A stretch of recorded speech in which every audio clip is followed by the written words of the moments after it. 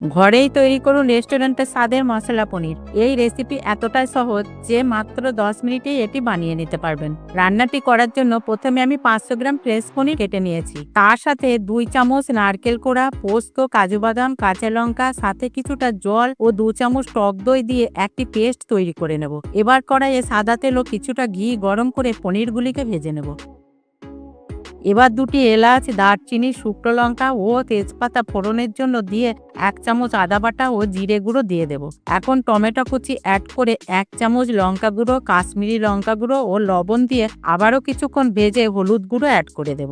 এখন পেস্টটি ও বোলটি ধুয়ে কিছুটা জল অ্যাড করে দেব।